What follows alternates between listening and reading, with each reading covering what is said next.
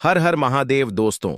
12 अगस्त 2025 भाद्रपद मंगलवार तृतीय तिथि के दिन एक हल्दी दीपक से कर लेना यह एक उपाय होगी। हर मनोकामना पूरी मिलेगी। सभी दोषों से मुक्ति, इतना धन आएगा कि संभाले नहीं संभलेगा। भगवान हनुमान जी के आशीर्वाद से पूरे साल धन बरसता रहेगा। दोस्तों, जैसा कि आप सभी लोग जानते हैं कि 12 अगस्त को भाद्रपद मंगलवार तृतीय तिथि पड़ रहा है। इसीलिए यह दिन बहुत ही खास है, क्योंकि देखिए दोस्तों, गुरु जी ने कहा है कि जब भी भाद्रपद मंगलवार तृतीय तिथि पड़े तो आपको सिर्फ और सिर्फ एक हल्दी दीपक वाला उपाय करना चाहिए। यह उपाय इतना खास है कि अगर आपने सही मुहूर्त पर सही क्रिया अनुसार एक हल्दी दीपक वाला उपाय कर लिया, जो प्राचीन काल के समय का महा उपाय है, तो मान के चलिए दोस्तों, भगवान हनुमान जी के आशीर्वाद से आपके जीवन का कितना ही बड़ा दुख हो, उससे आपको मुक्ति मिल जाएगी। आपकी कोई भी मनोकामना हो, मान लीजिए आप नौकरी की तैयारी कर रहे थे, आपकी नौकरी लग जाएगी, आपका बंद पड़ा व्यापार चल पड़ेगा। जिस बीमारी से आप बहुत दिनों से परेशान थे, उस बीमारी से आपको मुक्ति मिल जाएगी। आपके जीवन में धन आना शुरू हो जाएगा। आपके जीवन में धन आने के सारे रास्ते खुल जाएंगे और मान के चलिए दोस्तों, फिर आपको किसी भी प्रकार की परेशानी का सामना नहीं करना पड़ेगा। इसीलिए दोस्तों, इस दिन आप लोगों को इस वाले उपाय को जरूर कर लेना है। भले ही आपने पूरे साल भर इस उपाय को ना किया हो, पर अगर आपने इस भाद्रपद मंगलवार तृतीय तिथि के दिन अगर इस वाले उपाय को कर लिया, तो आपको इस उपाय को करने का वह फल मिलेगा जिसकी आपने कभी कल्पना भी नहीं करी होगी। इसीलिए आप लोग इस एक हल्दी दीपक वाले उपाय को एक बार जरूर कर लेना, ताकि आप लोगों के हाथ से यह मौका ना जा सके और आपको इस उपाय को करने का फल मिल सके। दोस्तों, यह उपाय पंडित जी ने अपनी अभी की ही शिव महापुराण की कथा में बताया है, जो इस उपाय को आज हम आपको बहुत अच्छे से समझाने वाले हैं। इस वीडियो को देखने के बाद इस उपाय को समझने के लिए आपको कोई और वीडियो को देखने की जरूरत नहीं पड़ेगी। तो चलिए दोस्तों, उपाय को शुरू करते हैं। उससे पहले है भगवान हनुमान आपके इस वीडियो को जो भी लाइक और चैनल को सब्सक्राइब करें, उसके जीवन में कभी दुख दर्द मत आने देना। साथ ही साथ कमेंट बॉक्स में 5 ओम नमः शिवाय जरूर लिखें, ताकि भगवान हनुमान जी की कृपा आप सभी को प्राप्त हो सके। इसी के साथ मैं आप सभी को बता दूं कि आप लोग वीडियो को पूरा नहीं देखते हो, को काट काट कर देखते हो और गलत गलत उपाय को कर लेते हो, तो आपसे निवेदन है कि वीडियो को पूरा जरूर देखें। देखिए दोस्तों, यह भाद्रपद मंगलवार तृतीय तिथि का दिन यह इतना खास होता है, इतना महत्वपूर्ण होता है। देखा गया है कभी कभी बड़े बड़े पूजा पाठ अनुष्ठान से जो मनोकामना पूर्ण नहीं होते, वह भाद्रपद मंगलवार तृतीय तिथि के दिन एक छोटे से उपाय करने से ही आपकी मनोकामना पूर्ण हो जाती है। और बहुत सारे लोगों ने इस उपाय को किया भी है और उनको इस उपाय को करने का फल भी जरूर मिला है। अगर आप लोग भी इस उपाय को करना चाहते हैं, तो आप इस उपाय को पहले अच्छे से समझ लेना, सुन लेना, उसके बाद करना। आपको इस उपाय का फल जरूर मिलेगा और इस उपाय को कर लेने से आपके घर में चाहे किसी भी प्रकार की दुख और समस्या क्यों ना चल रही हो, आपको उसका कारण भी नहीं पता है कि भाई यह समस्या किस कारण से चल रही है। उसका कुछ भी कारण हो सकता है, जैसे पितृदोष हो सकता है या किसी भी तरह का मंगल दोष भी हो सकता है। तो इस दिन आप लोगों को यह वाला उपाय कर लेना है। यह एक ऐसा उपाय है जिस उपाय को अगर किसी विशेष दिन पर किया जाए, तो भाई उस विशेष दिन का जो है वह तो हमें मिलता ही मिलता है, पर हमने उस दिन पर इस एक हल्दी दीपक वाले उपाय को किया है तो हमें उससे भी बड़ा फल मिलता है, और फल बहुत जल्दी मिलता है, क्योंकि आप इस उपाय को बहुत ही बड़े और विशेष दिन पर कर रहे हो। तो चलिए अब उपाय के बारे में बात करते हैं, लेकिन उससे पहले आप लोगों को यह जानना आवश्यक है कि आखिर यह उपाय किस समय करना है, किसको करना है और कैसे करना है। तो चलिए हम आगे आपको वीडियो में एक एक करके बता देते हैं। तो दोस्तों, इस एक हल्दी दीपक वाले उपाय को हमें इस भाद्रपद मंगलवार तृतीय तिथि के दिन कैसे करना है, किसको करना है, किस समय करना है और कहां पर करना है, ये सारे सवालों के जवाब आपको इस वीडियो में मिल जाएंगे। और जो यह वीडियो देखेगा भाई, उसको एक हल्दी दीपक वाला उपाय जरूर करना चाहिए, क्योंकि इस दिन शत्रुओं, और किसी भी दोष, किसी भी बीमारी से मुक्ति पाने के लिए एक हल्दी दीपक का बहुत ही बड़ा और विशेष महत्व होता है। और जब बात आ जाए एक हल्दी दीपक की, तो यह सोने पर सुहागा वाली बात हो जाती है और यह एक बहुत ही बड़ा उपाय हो जाता है।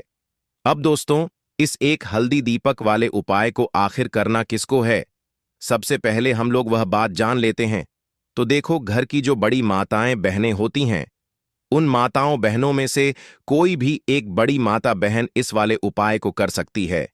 और दोस्तों, अगर आप चाहे तो अपने घर में से सभी सदस्यों को भी इस उपाय को करवा सकते हैं। अगर किसी व्यक्ति की खुद की कोई मनोकामना है, खुद की कोई दुख और परेशानी है जो कि वह अपने लिए ही करना चाहता है, इस वाले उपाय को तो वह खुद अपने लिए भी कर सकता है। बाकी अगर कोई घर में से ऐसा है जो कि अपने पूरे घर परिवार की सुख और शांति के लिए यह वाला उपाय करना चाहता है, तो भाई वह भी कर सकता है। उसमें भी कोई दिक्कत वाली बात नहीं है।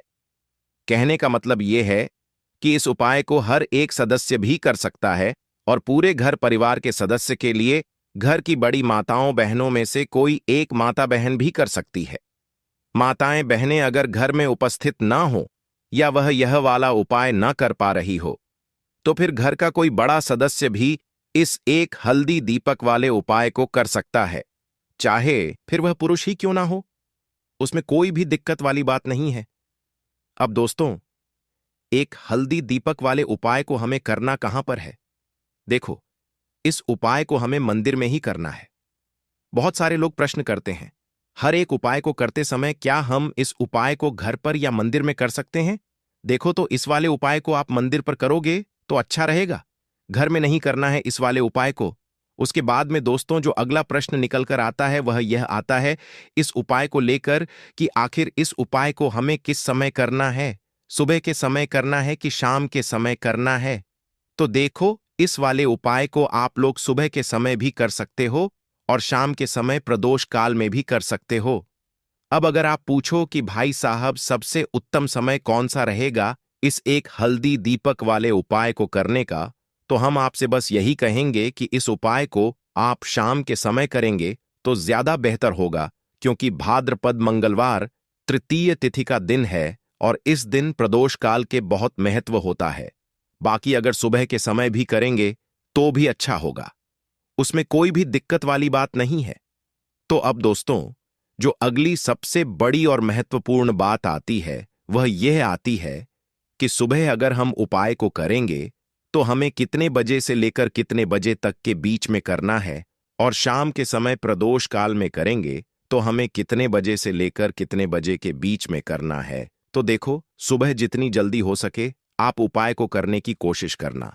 बाकी अगर किसी कारणवश लेट भी हो जाओ, थोड़ी देर भी हो जाए तो देखो, सुबह जितनी जल्दी हो सके आप उपाय को करने की कोशिश करना। बाकी अगर किसी कारणवश लेट भी हो जाओ, थोड़ी देर भी हो जाए, तो 10 या 11 बजे तक भी आप उपाय कर लेना, पर 12 बजे से ज्यादा देरी ना हो। ठीक है, इस बात का ध्यान रखना। उसके बाद में दोस्तों, अगर शाम के समय प्रदोष काल की बात करें, प्रदोष काल का जो समय होता है वह शाम के 6 बजे से शुरू हो जाता है। मतलब शाम के 6 बजे से लेकर 7 बजे के बीच का जो समय होता है, यह समय प्रदोष काल का समय होता है। इस उपाय को 7 बजे या 8 बजे के बीच में भी कर सकते हो। मतलब शाम के 6 बजे से रात 8 बजे के बीच में आप कभी भी इस वाले उपाय को कर सकते हो, उसमें कोई भी दिक्कत वाली बात नहीं है। परंतु 12 अगस्त भाद्रपद मंगलवार तृतीय तिथि के दिन कोशिश करना कि समय के अंतर्गत ही कर लो।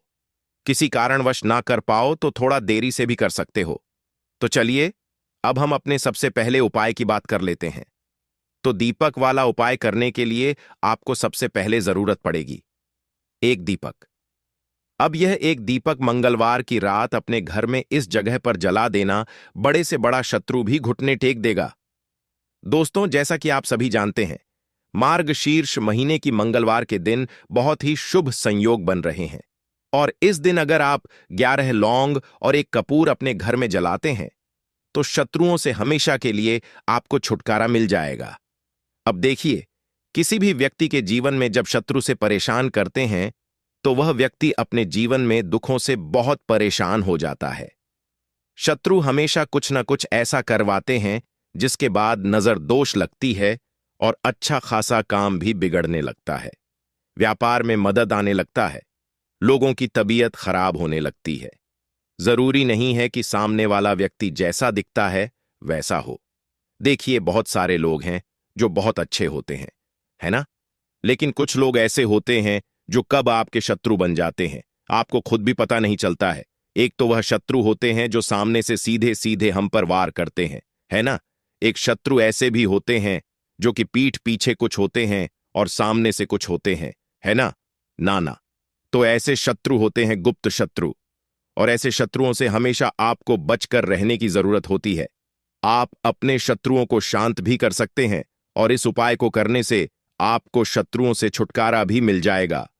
लौंग जो होती है यह शिविर शक्ति का स्वरूप होती है, और आप सभी जानते हैं कि महादेव जिसके साथ हो, न साक्षात काल भी आकर उसका कुछ बिगाड़ नहीं पाता है। अच्छा, मंगलवार का जो दिन होता है यह इतना उत्तम होता है कि आप इस दिन अपने पितरों को प्रसन्न कर सकते हैं, धन प्राप्ति के लिए उपाय कर सकते हैं और शत्रुओं से भी छुटकारा पा लेते हैं।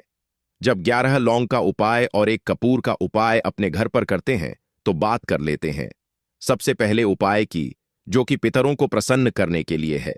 देखिए, पितृ जब किसी से नाराज हो जाते हैं ना, तो उस व्यक्ति के जीवन में बीमारियां, दुख, धन की समस्याएं लगातार बढ़ती हैं। तो कोशिश करें कि हमेशा अमावस के दिन आप अपने पितरों को प्रसन्न करने के लिए उपाय करें। अच्छा, पितृदोष अगर घर में जरा सा भी होता है ना, तो सबसे ज्यादा कष्ट जो आता है वह बच्चों के जीवन पर आता है।